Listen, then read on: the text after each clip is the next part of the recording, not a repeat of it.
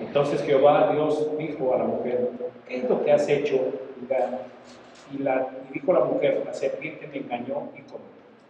Y Jehová Dios dijo a la serpiente: por cuanto esto hiciste, maldita serás entre todas las bestias y entre todos los animales del campo. Sobre tu pecho andarás y polvo comerás todos los días de tu vida. Y pondré enemistad entre ti y la mujer, y entre tu simiente y la simiente suya. Esta te herirá en la cabeza y tú le herirás en el calcañar. A la mujer dijo: multiplicaré en gran parte los dolores en tus preñeces, con dolores darás a los hijos, y tu deseo será para tu marido, y él se enseñoreará de ti. Y al hombre dijo: por cuanto obedeciste a la voz de tu mujer, y comiste del árbol de que te mandé, diciendo: no comerán de él, maldita será la tierra por tu causa, con dolor comerás de ella todos los días de tu vida. Espinos y cardos te producirá, y comerás plantas del campo. Con el sudor de tu rostro comerás el pan hasta que vuelvas a la tierra, porque de ella fuiste tomado, pues polvo eres y el polvo te volverás. Y llamó a Adán el nombre de su mujer Eva, por cuanto ella era madre de todos los vivientes. El mensaje de hoy, hablando del plan de Dios para la familia, segunda parte. Gracias. No sé si nos vamos a pasar a Dios.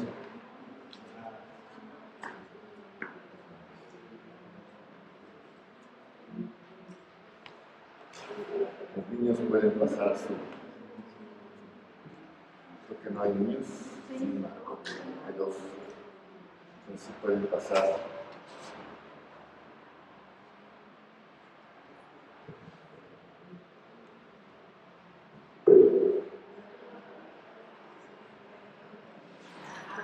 No sé quién de las dos, o si quieren yo, porque tenemos dos niños. Bueno. Gracias, hermana.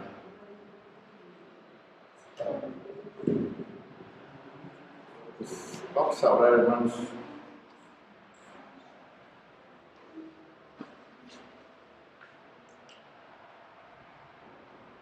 Vamos a orar.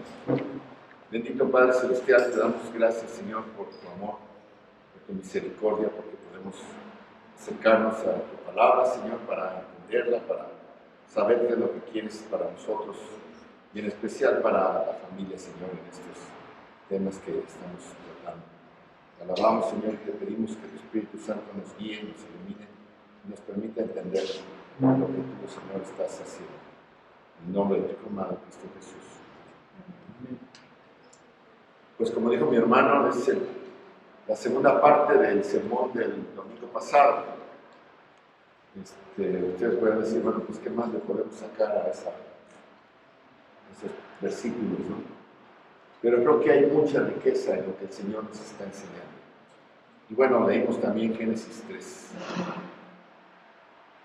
Esta es la segunda parte, pues, de nuestra serie de la familia, del matrimonio, de educar a los hijos.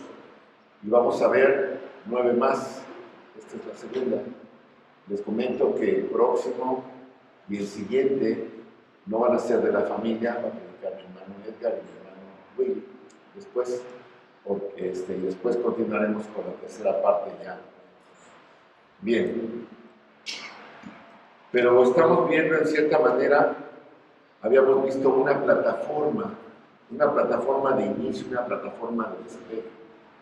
Tuve el privilegio alguna vez, varias veces ya, de haber estado en Cabo Cañaveral, Florida, para ver las plataformas de despegue del cohete que llegó a la Luna y del famoso Space Shuttle. Y hermanos, son unas estructuras enormes, fuertísimas, de concreto, de acero, que aguantan no sé cuántos miles de cientos de toneladas de empuje, de calor. Bueno, aguantan el infierno mismo, no les pasa nada. Porque son enormes, son tremendas. Es la plataforma de donde sale desde kilómetros a la distancia, se ve cómo sale ese fuego, llamas, humo por todos lados y empieza a despegar poquito a poquito de cuenta hasta que agarra velocidades tremendas, pero la plataforma ahí queda, ahí permanece, ¿no? Nada más después le doy una barridita y ahí está la plataforma todavía. Pero nosotros estamos viendo una plataforma espiritual que queremos que así sea, para que bajo ese esquema se construya el matrimonio, la familia, de cómo educar también a nuestros hijos. Y esa plataforma es Efesios 5, que es el lugar donde comenzamos la vez pasada, porque, hermanos, la palabra de Dios es específica y ahí se tratan estos asuntos. Entonces quiero leerles de nuevo versículos 18 al 21 de Efesios, capítulo 5. Dice: no os embriaguéis con vino, en lo cual hay disolución. Antes bien, sed llenos del Espíritu, hablando entre vosotros con salmos, con himnos y cánticos espirituales, cantando y alabando al Señor en vuestros corazones, dando siempre gracias al Señor, a Dios y al Padre en todo. Y en el nombre de nuestro Señor Jesucristo, someteos unos a otros en el temor de Dios. La semana pasada dijimos que este cimiento es la base del éxito familiar cristiano. Toda la bendición de un matrimonio cristiano se presenta en este texto. No es trivial, no es superficial, no es una cuestión de manipulación o de técnicas humanas o humanísticas. Lo que dice, antes de que podamos hablar de las esposas en el versículo 22, antes de que podamos hablar de los maridos en el versículo 25, antes de que podamos hablar de los hijos en el capítulo 6, versículo 1 de Efesios, y de los padres en el capítulo 6, versículo 2, es que tenemos que establecer un cimiento, una plataforma para todas estas relaciones. Y es este: deben ser llenos del Espíritu, cantando, dando gracias y siendo sumisos. Eso es lo que dice. Esa es la plataforma. Y el domingo pasado nos concentramos en estas 4 cosas. Así que, hermanos, si tú tienes la llenura del Espíritu Santo, significa que estás bajo el control del Espíritu Santo mediante la obediencia a la palabra, en donde tienes un gozo abrumador que se manifiesta en cánticos, donde tienes gratitud continua por todo y donde estás en una sumisión continua y mutua hacia los demás. Entonces, si es así, tienes el cimiento para la felicidad. Tienes la llave del éxito y la bendición para tu matrimonio y para tu familia. Y todo esto está edificado en ese cimiento espiritual. Sea que estemos hablando de la relación entre marido y mujer, o entre padres e hijos, o entre hermanos, etc. Lo que realmente es importante en una buena familia cristiana es la búsqueda de la satisfacción de las necesidades de los otros, en lugar de buscar la satisfacción de las necesidades propias. Lo que realmente importa es tener un corazón sumiso que se preocupa más por el otro. Lo que realmente importa es tener gozo espiritual verdadero, gratitud, devoción a Dios, a su reino, a su propósito y a su gloria. Eso es santidad, santidad verdadera, obediencia a las Escrituras. En otras palabras, la familia es simplemente un lugar en donde vives tu cristianismo. Y si lo vives de manera correcta, ¿qué pasa? Es un acontecimiento productivo, hermanos. Es un acontecimiento productivo. Es un acontecimiento satisfactorio. Quedas lleno, quedas completo. Es un acontecimiento feliz. Y es una bendición diaria, cotidiana. Hermano, y si no es así, que no es nada fuera de lo normal, no es así. En la familia hay dolor. hay decepción, hay insatisfacción, hay tristeza, hay enojo y hay muchas otras cosas más.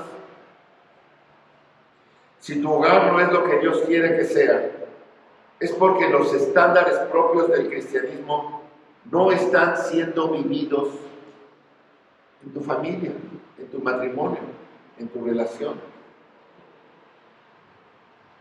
Y ahí el resultado pues es un problema, o varios problemas, o muchos problemas.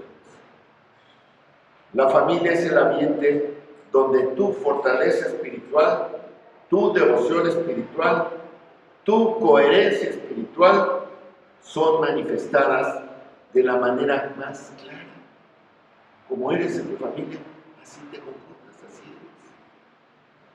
Y no solamente son manifestadas, sino que es lo que más se necesita, es lo más demandado para que tu familia funcione. Tu familia es la prueba más evidente de tu vida espiritual. Ese es el motivo por que Pablo le dice en 1 de Timoteo 3, 4 y 5, capítulo 3, versículos 4 y 5 a Timoteo, dice, el que quiera apostolado, que gobierne bien su casa, que tenga a sus hijos en sujeción con toda honestidad, pues el que no sabe gobernar su propia casa, ¿cómo cuidará de la iglesia del Señor? Por eso a mí me da miedo que me dejen pasar.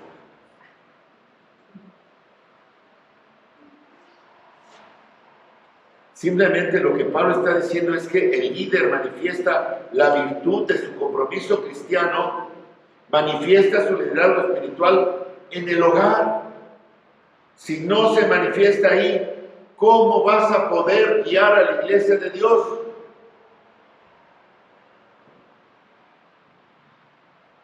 Pero todo debe comenzar con ese cimiento espiritual. Y sin ese cimiento espiritual hay problemas y conflictos serios. Y la razón por la que estoy enfatizando es porque ahí es donde comienza todo. Ahí es donde todo puede tener éxito o donde todo se puede derrumbar. De hecho, el maravilloso diseño de Dios para la familia no va a funcionar en donde hay pecado. Cuando invades el matrimonio y la familia con el pecado, se vuelven estos una experiencia opresiva, llena de insatisfacción, se vuelve miserable, y así es como vive la mayoría de la gente. La mayoría de la gente vive así, en pleito continuo, miserablemente, porque hay pecado, porque no cubre los estándares de Dios. Y es así como hoy por hoy el mundo no regenerado ha recibido una dieta continua de justificación para su propio orgullo y satisfacción.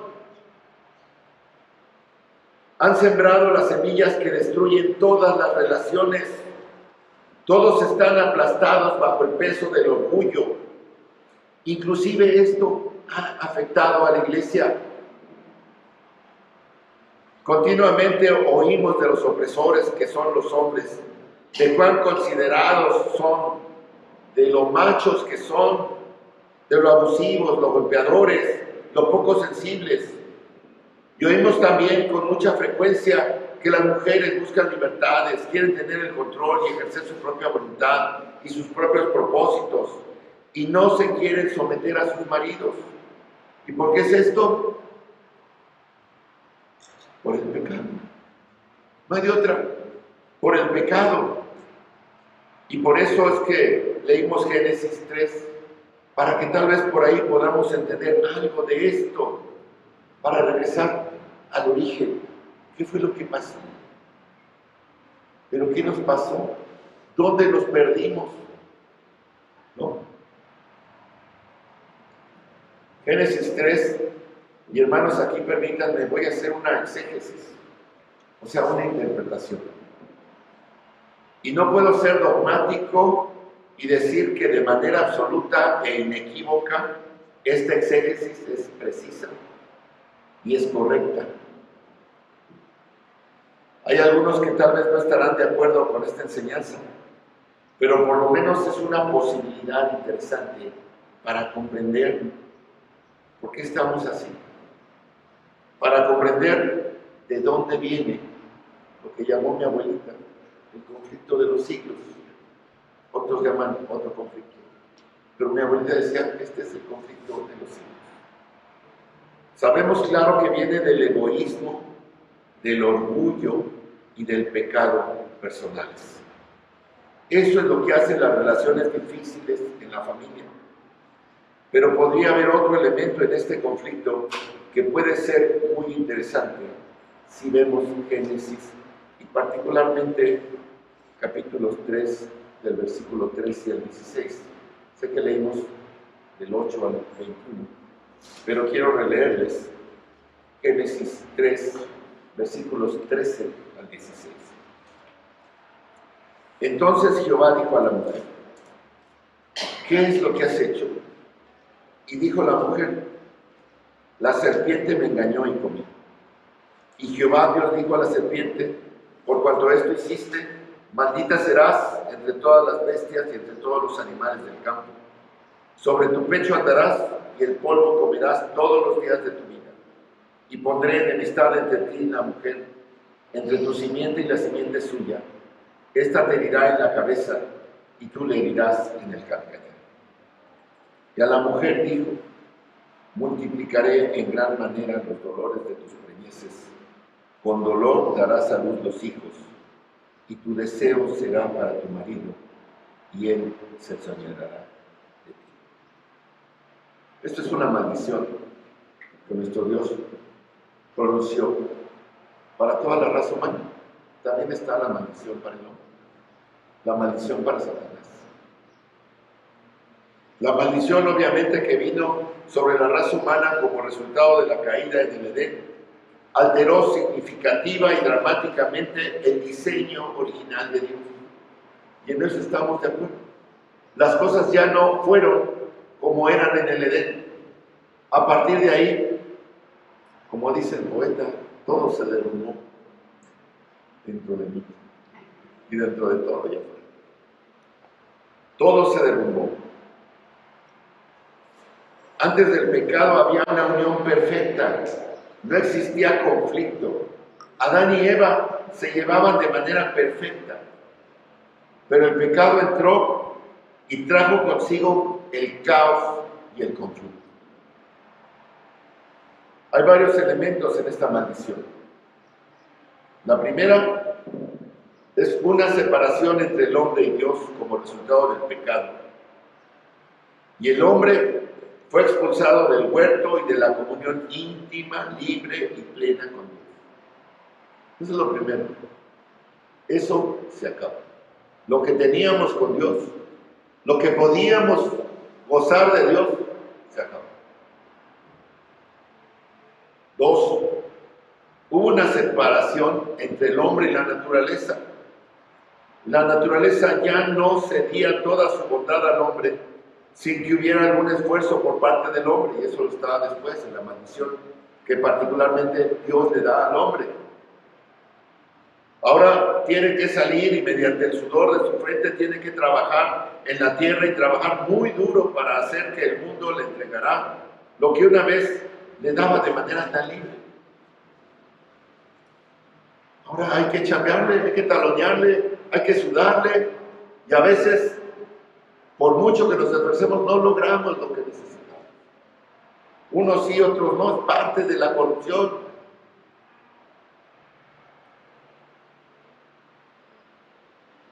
La separación entre el hombre y Dios, la separación entre el hombre y la naturaleza, es lo que se ve. Y finalmente, la tercera cosa es la separación entre el hombre y la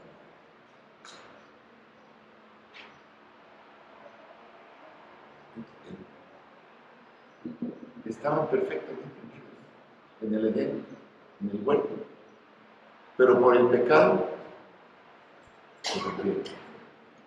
Y la parte clave de esta maldición para nosotros está al final del versículo 16, que dice: Tu deseo será para tu marido y él se enseñará. A ver, les digo que me tocan cosas difíciles y no sé cómo me va a ir después de este sermón.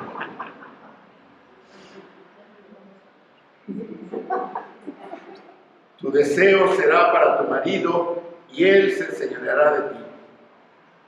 Es muy posible que esa declaración conteste a la pregunta: ¿por qué es que hay tanto conflicto entre los hombres y entre las mujeres? ¿Por qué? Viendo en primer lugar a los maridos, dice al final del versículo 16 que él se enseñoreará sobre ti, sobre la mujer. Esa palabra enseñorearse significa reinar. Es una palabra de soberanía, de estar en una posición de superioridad. Como decíamos, es un rango militar. Es una maldición.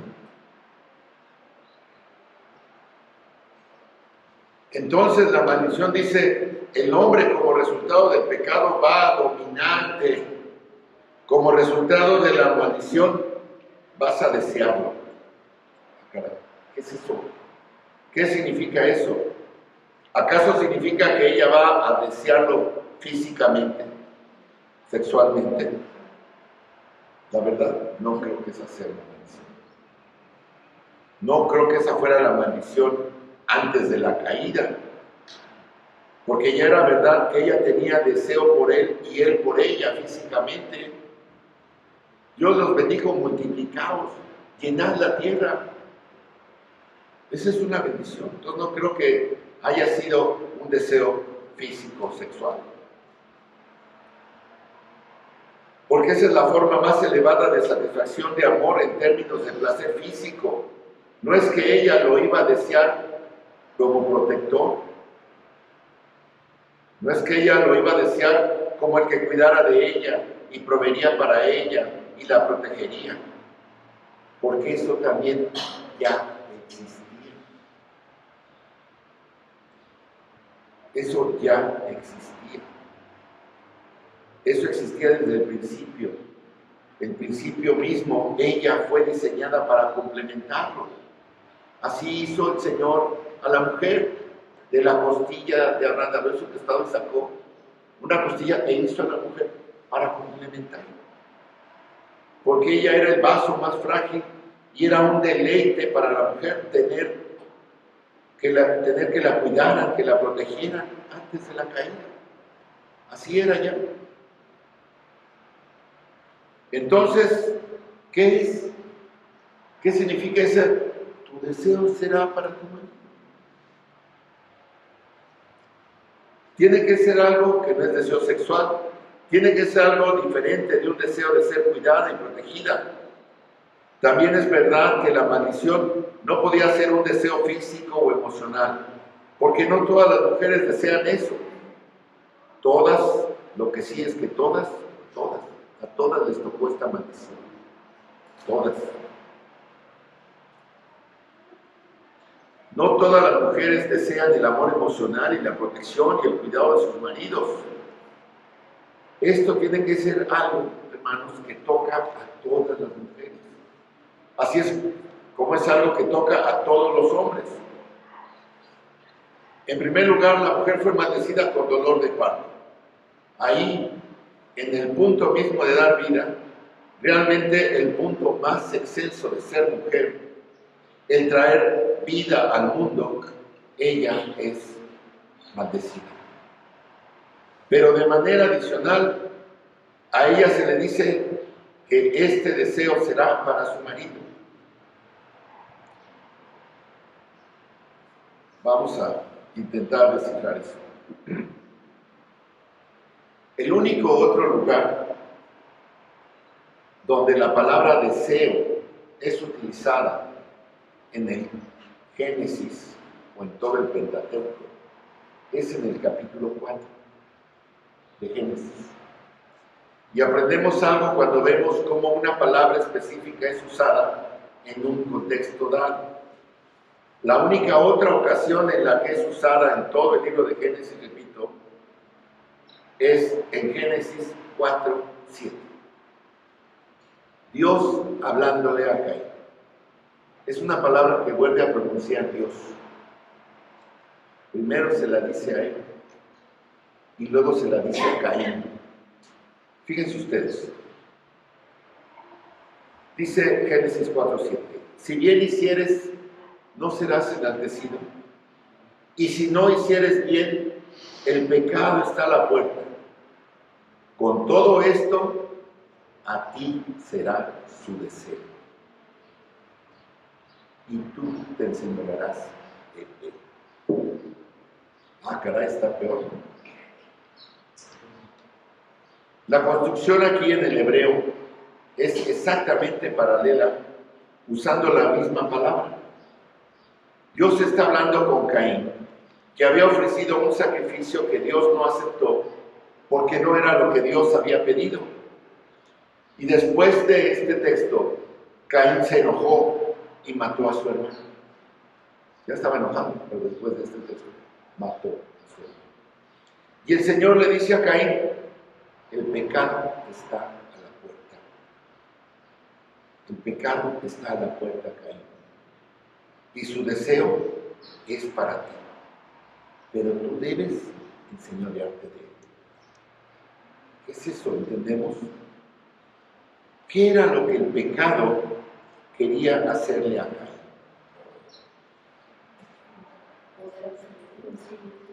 Quería aplastarlo, quería dominarlo, quería apoderarse de su mente y de su acción. Eso fue lo que hizo. El pecado quería forzarlo a hacer cosas que a lo mejor él no hubiera hecho. El pecado quería controlarlo. Y eso, creo yo, es el paralelo a lo que tenemos en el versículo 16, cuando dice, tu deseo será para ti, no, para tú. Y esa es la misma construcción, es el mismo término, el deseo que el pecado tiene de controlar. Parte de la maldición es que la mujer ya no le da la bienvenida de manera dispuesta y pronta. ¿A qué creen? A la sumisión. Sino que hay algo en ella que quiere controlar. ¿A quién? Al hombre. Ella quiere usurpar la autoridad sobre su marido. ¿Por qué? Porque eso es precisamente lo que Eva hizo originalmente. Ella debería haber ido a su marido cuando la serpiente la tentó. Ella debería haber ido a su marido, a Adán, y debería haber buscado la sabiduría de él, si es que tenía, cuando fue tentada. Y Satanás sabía eso, por eso la aisló, por eso la engañó, pero ella actuó de manera independiente, saliendo de la sumisión amorosa que debía haber sido parte de su compromiso con su marido. Y como consecuencia, pues lo llevó entre los pies a todos, llevó a la raza entera al pecado. Y ella, con el pecado original, cuando escuchó a Satanás y no consultó a Adán, ejerció autoridad sobre el hombre. A lo mejor dice fue sin querer, pero eso pasó. Tomó las cosas en su propia mano y eso, en esencia, es la maldición. Y desde entonces, el pecado de una mujer, la corrupción innata en las mujeres, es buscar controlar.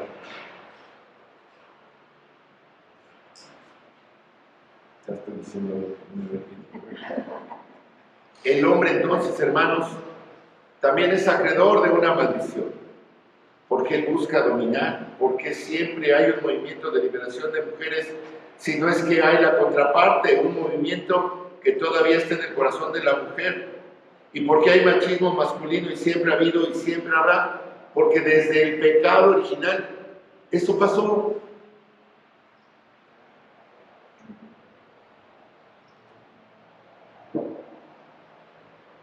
Es así como la corrupción en el corazón humano se revela a sí misma, en las mujeres buscando dominar, y en los hombres el deseo de reprimir. Tan malo es lo uno como lo otro. Y hay una explicación muy posible para entender la intensidad de este asunto y si se manifiesta en todo momento del conflicto matrimonial o de la familia. La mujer, por la caída en su estado caído, no está dispuesta a someterse, sino que desea controlar y ejercer su individualismo. El hombre, debido a la caída, quiere quedarse como el rey de la montaña y su liderazgo tiene que ser opresivo y no ser sensible para poder estar por encima. Y de esta manera la batalla de los sexos, el conflicto de los siglos, comenzó con la caída en Génesis capítulo 3. Y los hijos que vienen a la familia simplemente se suben al ring en medio de la pelea. No es un buen lugar en esos casos para que los hijos lleguen, pero ahí está. Entonces, hermanos, hay machismo en el mundo y lo encontramos en todas las culturas a lo largo de la historia humana. Hay movimientos de liberación de mujeres en el mundo y lo mismo podemos encontrarlo a lo largo de la historia, expresando el efecto de esta maldición. Todo el mundo peleando de manera egoísta por su propia voluntad. La pregunta que surge entonces es, ¿cómo puede sobrevivir una familia a este tipo de conflicto? ¿Cómo puede funcionar un matrimonio y cómo pueden los hijos encontrar paz alguna en este ambiente? Y la pregunta más importante, ¿tiene esto solución? Ya hemos respondido a esa pregunta. Cuando hay dos personas que han llegado a conocer a Cristo, cuyas vidas han sido transformadas, que se caracterizan por ser llenas del Espíritu, gozosas, agradecidas y sumisas la una a la otra, esa es la transformación espiritual.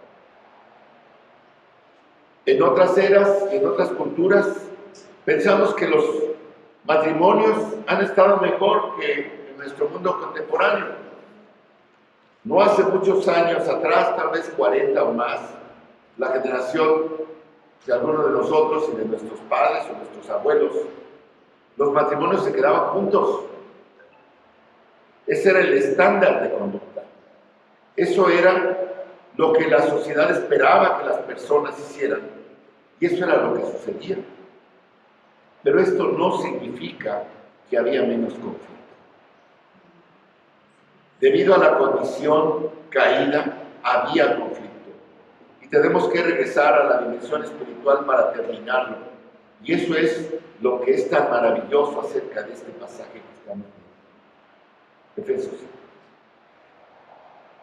En Efesios 5 la solución al conflicto en la familia es espiritual y comienza con el fundamento, con permitir al Espíritu Santo controlar tu vida, dejando que la palabra de Dios more en abundancia, obedeciendo al Espíritu de Dios conforme revela su voluntad en la Biblia.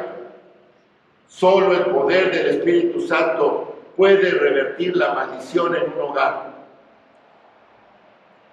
En donde tenemos al menos una persona llena del Espíritu Santo, en esa familia, en ese hogar, hermanos, hay esperanza. ¿Alguna vez has tratado de pelear con una persona controlada por el Espíritu? Lo dije la vez pasada. No se puede. ¿Alguna vez has tratado de pelear con una persona que su corazón fluye de gozo y alegría? No se puede. ¿Alguna vez has tratado de pelear con alguien que está agradecido por todo, inclusive por el conflicto? No se puede pelear. ¿Alguna vez has tratado de pelear con alguien que es totalmente sumiso y humilde? No se puede. Es muy difícil. Hay quien dice, es que me das la razón en todo.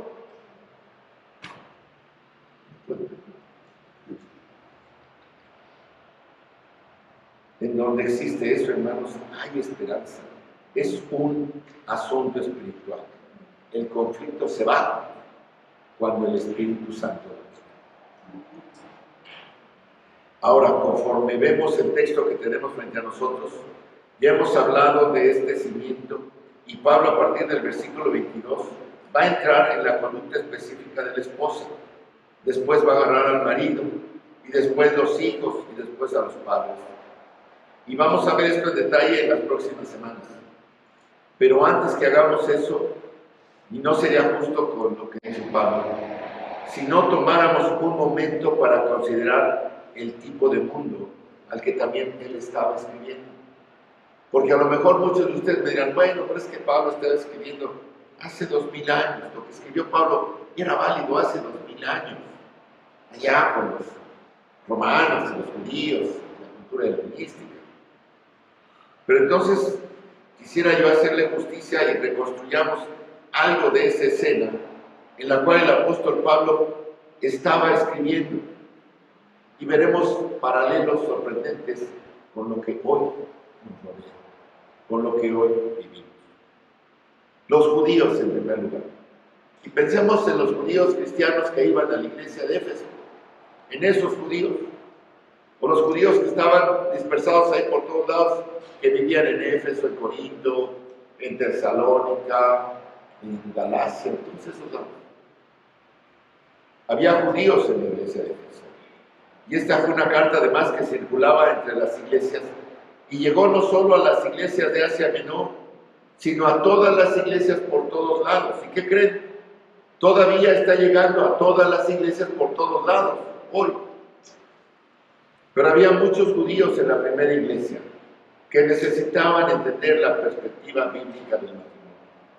Los judíos mismos tenían una perspectiva despectiva hacia las mujeres. No venía de la Biblia, sino que venía para la época de Pablo y de Jesús. Ya tenían una religión que no venía de la Biblia, y lo vimos en Marcos. Habían desarrollado una religión apóstata y toda esta incluía una perspectiva que le daba un concepto muy bajo hacia las mujeres. Fíjense, los judíos muy religiosos, los hombres se levantaban y oraban al Señor. Y había muchas oraciones construidas para que ellos se aprendieran de memoria, y al levantarse oraban. ¿Y saben qué? Había una línea en esas oraciones que ilustra esta perspectiva y esta actitud de los hombres hacia las mujeres, porque esta es una oración para los hombres. Decía: Dios, te doy gracias porque no me hiciste gentil, esclavo o mujer. Háganme favor. Así oraban. Percibían a la mujer a un nivel humano más bajo que un hombre. Una mujer era un objeto. ¿Me suena? No una persona. Una mujer no tenía derechos legales. El marido tenía el derecho absoluto de hacer con ella lo que él quisiera. En la época del Nuevo Testamento, entonces, entre los judíos, hermanos, el divorcio se había vuelto un deporte, algo trágicamente fácil y común. Se apoyaban con un pasaje del Antiguo Testamento, Deuteronomio 24:1, que dice: cuando alguno tomare mujer y se casare con ella, si no le agradare por haber hallado en ella alguna cosa indecente, le escribirá carta de divorcio y se le entregará en su mano y la despedirá de su casa. Este era el pasaje, el texto pretexto para poder divorciarse, porque no leían ni lo que sigue ni lo que está anteriormente. Algunas traducciones dicen indecencia, otras inmundicia. Y entonces el marido ofendido escribe un certificado de divorcio y la despide y la saca de su casa. Entonces la pregunta es: ¿cuál era la inmundicia? ¿Cuál era la indecencia? Y entonces esto se lo daban a interpretar a los rabinos. Los rabinos muy estrictos, representados de la manera más conocida por un rabino llamado Shammai, anterior a Jesús. Estos rabinos estrictos decían que se refería solamente al adulterio. Y esa era la única razón válida para darle a la mujer carta de adulterio. de divorcio. Si ella comete adulterio, entonces puedes divorciarte de ella. Esa era de acuerdo al rabino Shammai. Pero los rabinos liberales, los de la 4G, decían que eso se refiere a cualquier cosa. Y esto es muy vago. Esto fue representado por un rabino muy famoso llamado Hillel. Seguramente algunos que han estudiado lo han oído. Hillel. Entonces, a lo largo de la historia rabínica e inclusive en la actualidad, los judíos discuten entre la perspectiva de Shammai y la perspectiva de Hillel, o debería decir Shammai a la derecha, Hillel a la izquierda. Hillel dijo que un hombre podía divorciarse de su esposa si ella le tiraba la cena. Podías divorciarte si ella se le pasó de sal la comida y estaba salada, podías darle carta de divorcio. Podías darle carta de divorcio si ella caminaba en público con la cabeza descubierta. Podías divorciarte de ella si de repente ella hablaba con un hombre en la calle. Esta me gusta. Podías divorciarte de ella si ella hablaba mal de su suegra. Otra muy buena. Podías divorciarte de ella si ella llegaba a discutir contigo.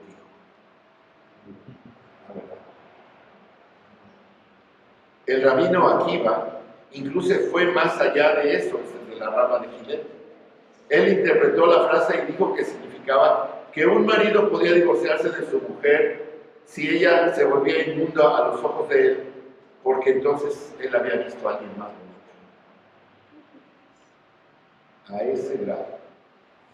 Entonces, adivinen cuál interpretación era más popular entre los hombres. Shammai tenía muy pocos seguidores. Hillel tenía tantos que el divorcio se convirtió en algo desenfrenado en la época de Jesús, en la época de Pablo. Las mujeres eran dejadas por todos lados, eran víctimas en la época de Pablo y de Jesús. Lo único que necesitaban para divorciarse era que un rabino lo escribiera en presencia de 2 testigos y una corta, una lana. Y estaba hecho. Y así cumplían todos los requisitos, pero sus corazones estaban llenos de crueldad y de impiedad hacia la mujer. Mateo 5:31, Jesús se refiere a esta costumbre cuando le preguntan. Entonces, hermanos, en esa época, en la época de Pablo, en la época de Jesús, el divorcio era la solución para cualquier conflicto a corto o a mediano plazo o a largo plazo. Y como consecuencia, la institución completa de la familia se veía amenazada. Y por cierto, en esa época también la prostitución subió desenfrenadamente en la época de Jesús, incluso entre los judíos. Otra cultura de la época, la cultura griega, helenística, que culturalmente dominaba, aunque los romanos tenían el poder económico y militar. Los griegos tenían un enfoque muy similar a este. Ellos no tenían que preocuparse por ningún aspecto técnico del Antiguo Testamento. No tenían que preocuparse por encontrar un versículo para interpretarlo de manera equivocada o para justificar lo que allí hacían. Ellos simplemente vivían sin importarles la infidelidad matrimonial. La prostitución era absolutamente una parte de la vida griega. Demóstenes, el famoso orador, dijo: tenemos cortesanas por causa del placer, tenemos concubinas por causa de la cohabitación diaria, y tenemos esposas con el propósito de tener hijos de manera legítima y tener a alguien fiel que cuide de los asuntos de nuestro hogar. Imagínense, hasta ahí les dejo la cultura griega. ¿Qué más? Entonces, cuando Pablo presenta estos principios a la iglesia, realmente está yendo en contra, está chocando contra la cultura. Esta es la razón por la que Pablo escribiendo a la primera iglesia, enfatiza el pecado de la fornicación con tanta fuerza y lo menciona en todas sus demás cartas. Conforme leemos las cartas paulinas, el pecado de la fornicación vuelve a surgir una y otra y otra y otra vez. Y utiliza el verbo porneia y que involucra el pecado sexual. Porque el mundo estaba dominado por esas cosas, como si hoy no lo estuviera. En el mundo gentil, las mujeres casadas no estaban preparadas académicamente. Eran consideradas como inferiores, usadas para guardar, para cuidar la casa y tener hijos. La esclavitud era algo desenfrenado, y en ese mundo griego se le permitía a los hombres tener esclavas para tener amantes, punto. Y vivían bajo el mismo techo. La degeneración en Roma era peor.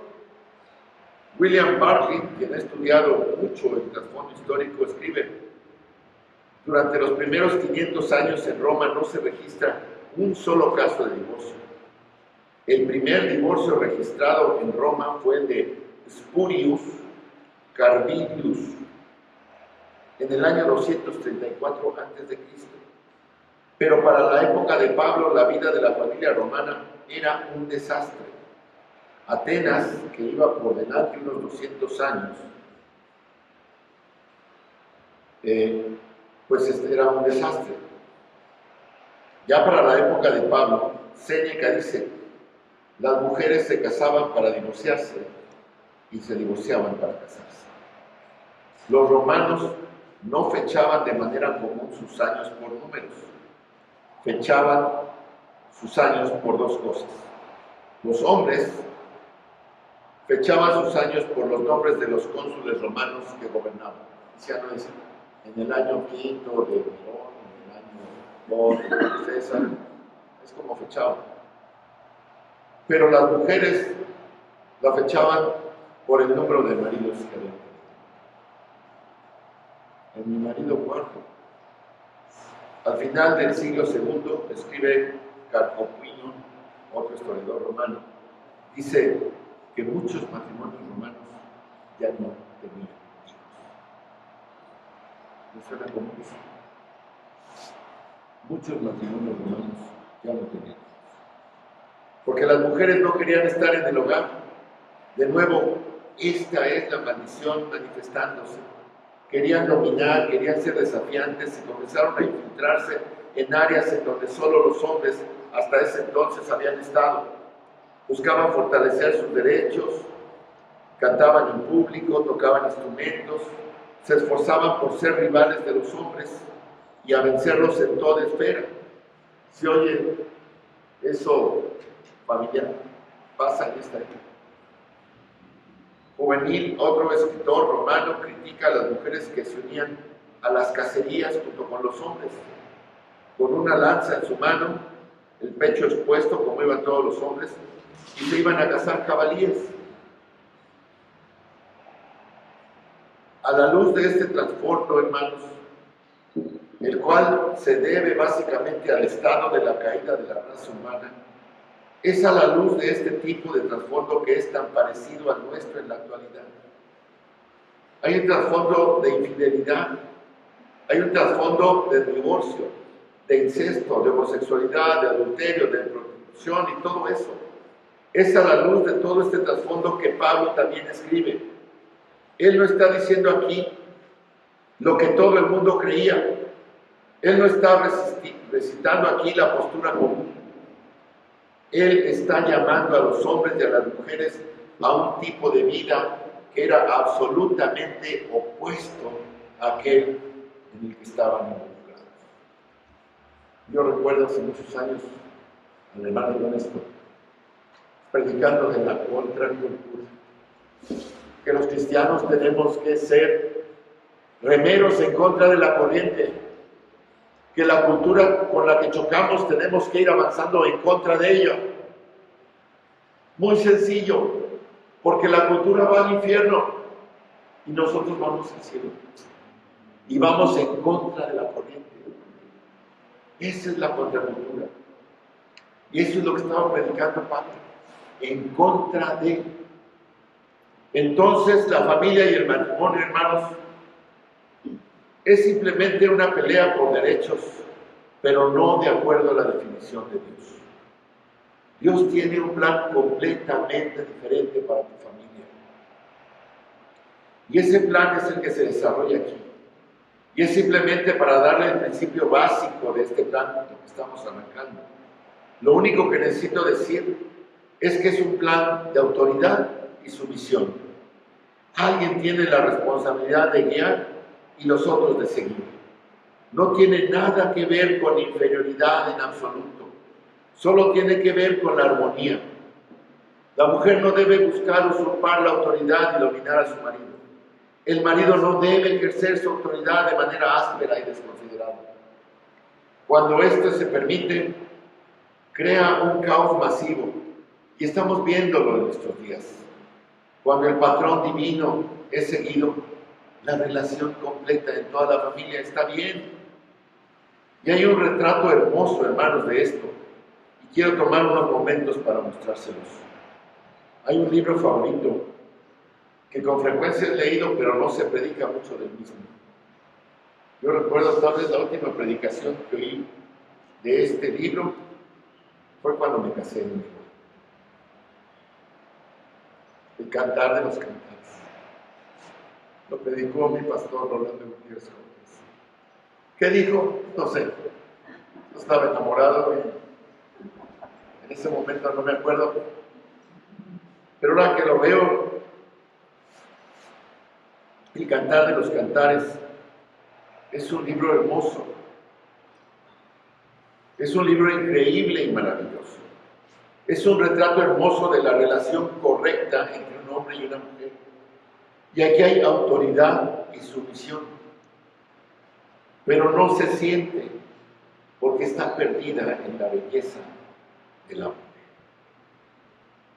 Y es tan natural que vean, por ejemplo, hermanos, observen el capítulo 2. Quiero que tengan sus Biblias abiertas. Cantares, capítulo 2. Y observemos cómo el amor de este hombre por esta mujer, que dice, como el lirio entre los espinos, haces mi amiga entre las doncellas.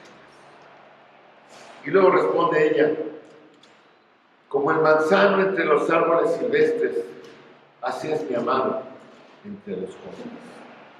Ella está hablando de él aquí y él habló de ella allá. Y luego dice ella, bajo la sombra del deseado me senté y su fruto fue dulce a mi paladar. Hermanos, ¿qué significa esto? Ella está bajo la sombra, bajo la protección. Es el tipo de autoridad del que estamos hablando. Él es como un manzano entre los árboles del bosque. ¿Cuál es la diferencia entre un manzano y un pino?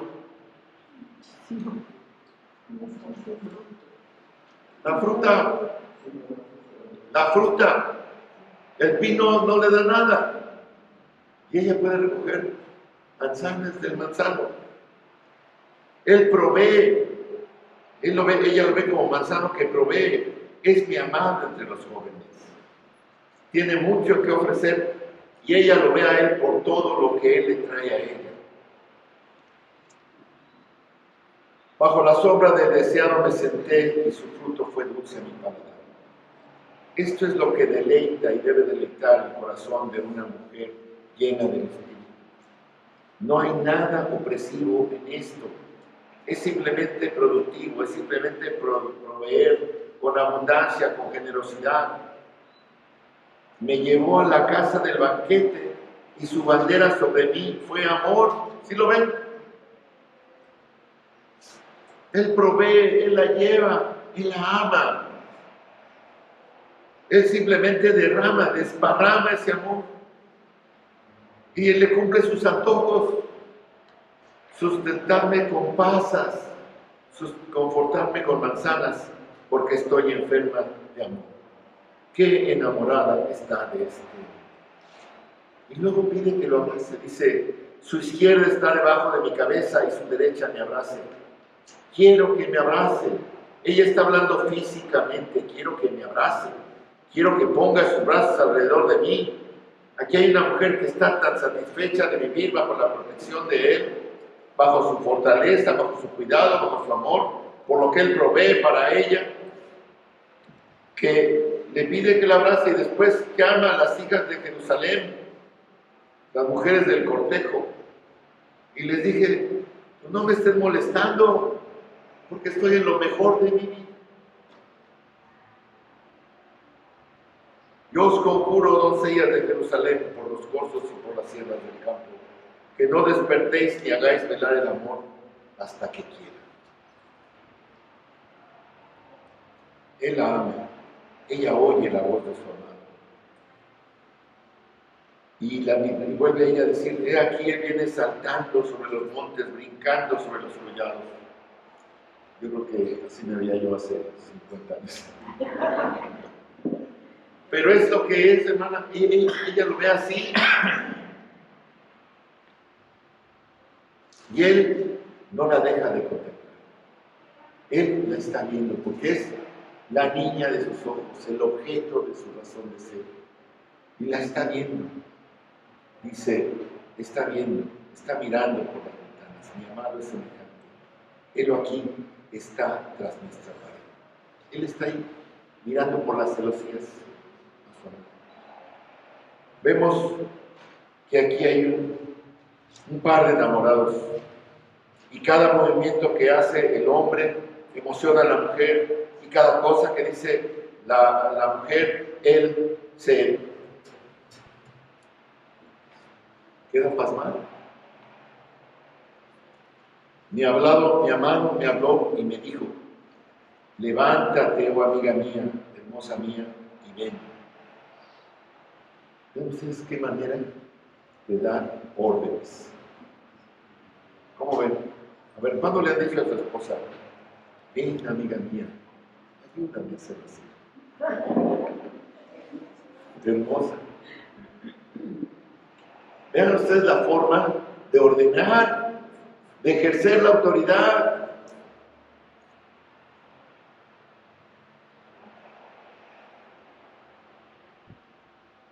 Podría pasarme aquí toda la tarde, pero quiero llegar nada más al versículo 16, donde realmente resume todo. ¿Qué dice, hermanos? Mi amado es mío, yo soy. Ese es el punto. Es algo mutuo. Por su parte, el uno es cuidar y proveer y abrazar y proteger. Y la otra es amar, obedecer, someterse. Pero en ese concepto, Él es mío, yo soy suyo. Y lo dicen los dos.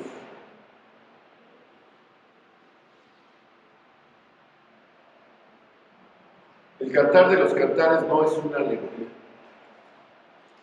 Es simplemente un retrato del amor. Un retrato del amor matrimonial. Y es algo, hermanos, que ustedes y yo podemos pintar. Nosotros llevamos 43 años pintando. Si alguien no ha empezado, es tiempo de empezar a pintar ese cuadro de amor. Ya tendremos tiempo de revisar este libro con más detalle, pero veremos un ejemplo maravilloso de resolución de conflicto y un retrato hermoso de cómo la autoridad y la sumisión operan juntas, en donde dos personas se aman con devoción. Bueno, hermanos, es importante entender el principio simple de la familia y del matrimonio. Que el fundamento, el cimiento espiritual determina todo. Fue lo que vimos la vez pasada. Y en segundo lugar, que hay una relación de autoridad y sumisión, pero no es gravosa, no es difícil, no es abusiva. Y finalmente, la mejor ilustración, y voy a cerrar con esto, está en Primera de Corintios 3, 11:3. Primera de Corintios 11:3. Y es la relación entre Jesucristo y Dios Padre. Dice, el apóstol Pablo.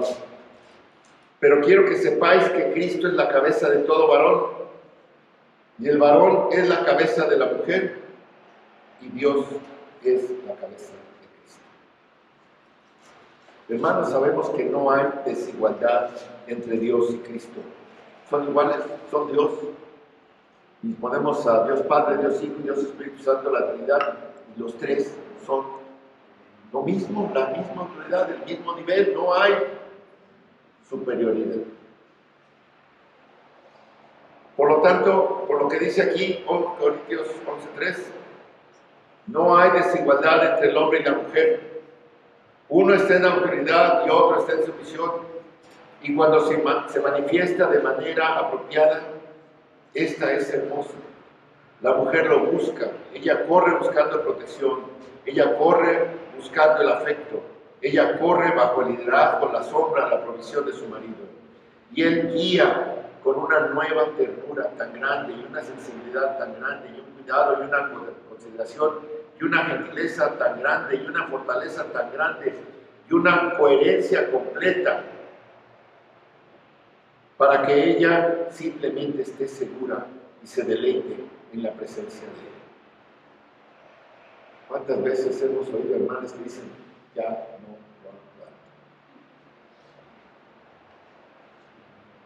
¿Por qué? Pues porque hay conflicto. Y también otros que dicen, no, es que ya me entiendo.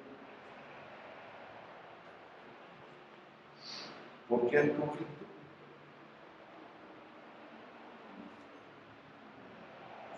Pero hermanos, en una relación de este tipo, no debe haber temor, ni por parte de ella, ni debe de haber abuso por parte de ella.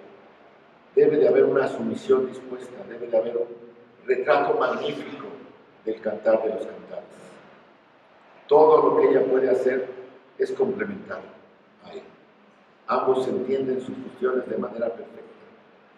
Cuando el conflicto viene, porque no digo que no va a haber conflicto, pero cuando el conflicto viene es fácilmente resuelto, porque ellos se adoran en la cena. La pregunta, hermanos, ¿puede una persona amar así? ¿Puede haber un matrimonio así? ¿Qué creen? Sí, pero hay una condición. Que los miembros tengan un corazón transformado, un corazón regenerado. ¿Quién lo dice? Amén. Mi pregunta, hermanos, ¿alguien aquí quiere ser transformado? ¿Alguien aquí quiere tener una relación? ¿Alguien aquí está dispuesto a subirse a la plataforma de despegue, esa que les platicaba? Vamos a ver. Bendito Padre Celestial, te doy gracias, Señor, por esta enseñanza que nos das, esta lección tan grande, Padre, donde pues estamos buscando entender el propósito, el plan maravilloso que tienes tú para las familias cristianas. Señor, y de entrada pues te pido perdón por todas las cosas que no he sabido hacer para poder tener esta plataforma durante estos 43 años, Padre. Pero queremos unirnos todos los aquí presentes, Señor. Queremos realmente ser transformados. Tener, Señor, esa llenura de tu Espíritu, Señor. Tener ese gozo para que andemos siempre, Señor, pues cantando y alabando a tu nombre. Tener esa gratitud, Padre, que necesitamos en todo, aún en los conflictos, sabiendo que tú tienes el control. Y sobre todo estar sometidos y sujetos a ti primeramente, Señor, y a los nuestros, Señor, cualquiera que sea nuestra situación, ya sea de esposo, de esposa, de hijo, de padre, de madre, Señor. Te pedimos que renueves, Señor, estos votos, que podamos realmente vivir esta regeneración y no reprimir, Señor, por el orgullo y el pecado en todas estas circunstancias. Te lo pido, Señor, en el nombre de tu amado Cristo Jesús. Amén, hermanos. Pues gracias a Dios.